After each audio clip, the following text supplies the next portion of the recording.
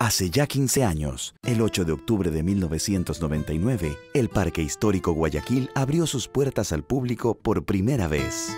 Presentaba en ese entonces la primera de sus 3 zonas, la de vida silvestre. Un año después vendría la zona de tradiciones y el 9 de noviembre de 2002, el Malecón 1900, primera etapa de la zona urbano-arquitectónica.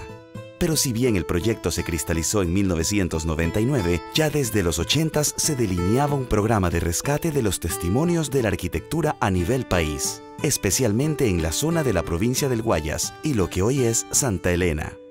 Así se identificaron varios edificios de valor histórico y arquitectónico, construidos a inicios del siglo XX, que se hallaban en avanzado proceso de deterioro y corrían el riesgo de ser derrocados. Este programa empezó con un proyecto de desarmado de varias edificaciones, entre ellos pues, el caso de Guayaquil, la Casa Verde o la Casa Lavalle en Paredes. Luego siguió más o menos en la misma época, estoy hablando de la década de los 80, con la Casa Julián Coronel, siguió el Banco Territorial, el Hospicio Corazón de Jesús, y la Casa Julián Coronel. Este proceso de rescate lamentablemente no fue posible su rescate en el sitio como hubiera sido lo aconsejable, sino que lamentablemente tuvimos que iniciar un proceso de desarmado, ¿no? Que si bien es cierto es una medida drástica, las normas internacionales permiten este proceso.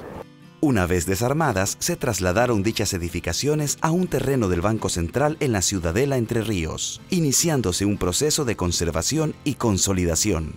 Sin embargo, ese programa quedó trunco porque no hubo la continuación ni el presupuesto necesario para ello.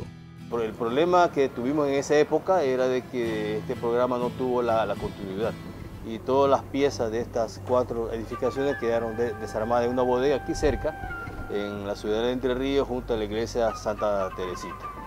Y ahí pasó muchos años, ¿no? Hasta que el mismo banco, cuando ya tuvo el financiamiento, impulsó un proyecto que se llama Centro Cultural Entre Ríos. La idea es hacer un complejo de edificación aquí, y dentro del cual había una parte, era integrante de este proyecto, rearmar estas casas, ¿no?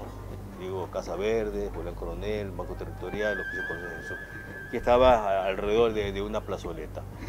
Pero finalmente este proyecto no se concretó. En la década del 96, 97 se retoma la dirección cultural del Banco Central, me convocan a una reunión de trabajo donde me explicaban, digamos, la idea de un parque que se llama Parque Medio Ambiente G7, esa era la propuesta, ¿no?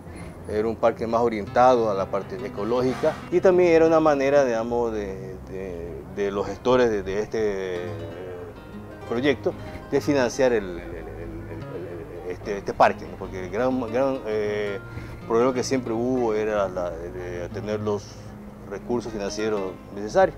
Comenzó la planificación, se delinearon los primeros proyectos, se dio paso a las consultorías y así se gestó la propuesta técnica que se denominó Parque Histórico Guayaquil.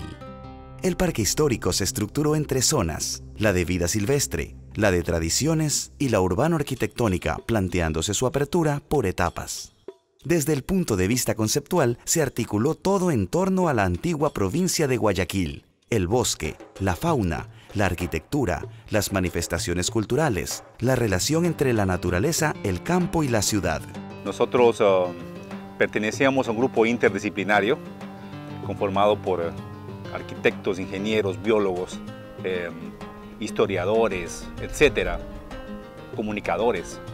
Y cuando llegamos al Parque Histórico encontramos aquí un bosque joven, pero funcional, vivo, interesante, y nos planteábamos cómo sacarle provecho a este hermoso pequeño relicto de bosque de manglar. Y es exactamente lo que se hizo. Entonces hicimos un inventario de toda la flora y la fauna. Vimos que tenía un potencial en sí mismo como un relicto, como una pequeña zona de conservación. Y a partir de allí nos propusimos hacer algo diferente, algo que no se había visto aquí en el país, que hay pocos en Sudamérica, un tipo de exposición en la cual los animales parezcan libres y más bien sean las personas las que tienen que estar encerradas. Es lo que se denomina un zoológico de inversión, un zoológico de inmersión.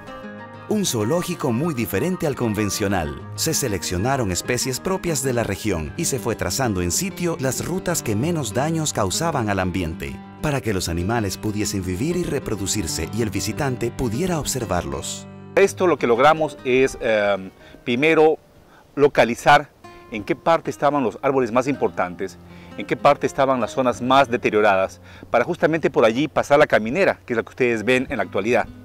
Diseñamos para el efecto un tipo especial de pilotaje. Establecimos también la altura para que el ángulo visual sea el adecuado, la ubicación de los animales y de esa manera algo también interesante fue cómo hicimos las rejas. Las rejas son básicamente invisibles, reflejan ramas de manglar, reflejan también la textura y color de especies autóctonas para que pasen desapercibidas con los visitantes. El éxito del impacto a la comunidad de la zona de vida silvestre ayudó a dar aliento y recursos para continuar con las siguientes etapas. En octubre del año 2000 se inauguró la zona de tradiciones. La Casa Hacienda San Juan fue insertada en un entorno de plantaciones de café y cacao, junto a la Casa Campesina y los huertos etnobotánicos, con variedad de hortalizas y plantas medicinales. Y posteriormente se abrió al público la zona urbano-arquitectónica. Parte de las experiencias y parte de las cosas de las que yo pude vivir en esta primera etapa dentro del parque histórico fue abrir la zona urbano-arquitectónica. En ese entonces se incorporaron al parque las fachadas de las 3 primeras casas. Luego abrimos la estación fluvial y la conectividad del parque histórico Guayaquil con otros sitios turísticos de la ciudad. Para mí fue gratificante, muy gratificante, haber formado parte de este proyecto desde sus inicios. Yo ingresé al Parque Histórico Guayaquil en el año 2002 y desde el área de marketing, ventas y comunicación logramos hacer una gestión importante que entre otras cosas buscaba posicionar el parque como un nuevo destino dentro de la ciudad. Otros programas también se implementaron como el hecho de hacer eventos que ayudaban al objetivo que teníamos y que tenemos todavía de buscar la autogestión de un espacio como este. Y 12 años después